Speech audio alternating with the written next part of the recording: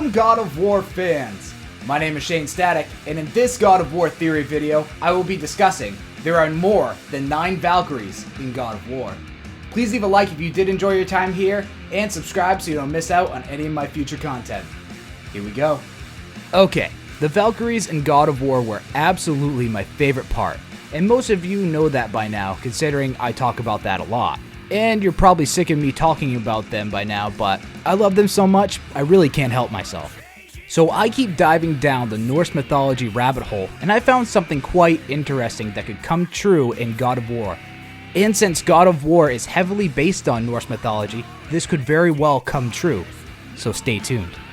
The Valkyries in Norse mythology are a group of female warriors who are in the service of Odin, to choose the worthy slain warriors from battle to bring them to either Valhalla, the more well-known hall dedicated to Odin, or Folkvang, the lesser-known realm of meadows that are dedicated to Freya. Now there is a lot of contradiction where Freya, kind of like in God of War, is the leader of the Valkyries and not Odin, because of the mentioning of Folkvang.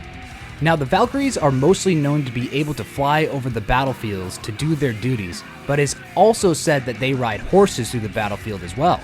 When they are not doing their duties, the Valkyries are free to roam Midgard, but they must be in disguise as a swan, because if they are seen without their disguise, Odin will strip them of their wings and turn them human. If a Valkyrie is seen before a battle washing the armor of a warrior, that warrior will not survive the battle. They even have some special powers.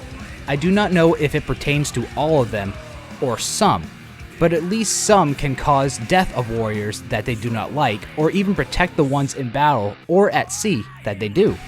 The funny thing is, in Norse mythology, they are sent to watch over the battles in a number related to 3, such as 3, 6, 9, and so on. Now it is the quote-unquote so on that intrigues me the most. Okay, now let's transition to God of War, which is pretty much why you're watching this video. But the funny thing is, Sony Santa Monica kept the majority of the information from Norse mythology and implemented it into God of War, so there are not many differences between them. The big one is that Odin trapped them in physical form and they went mad and had to be locked away by their queen Sigrun, so they did not cause too much destruction. But pretty much everything else is pretty much the same. Now there are 9 Valkyries in God of War going by the names Sigrun, Gondul, Hildur, Olrun, Geirdrifil, Rhoda, Kara, Gunnar, and Eir. And all of them are different in their own ways, such as Eir is the Valkyrie healer, Olrun was a mortal princess or daughter of a chieftain who died in battle, and so on. But I potentially stumbled upon some really cool information that Sony Santa Monica may put in their future games. And that is more Valkyries. Yes, more Valkyries to take on in future God of War games.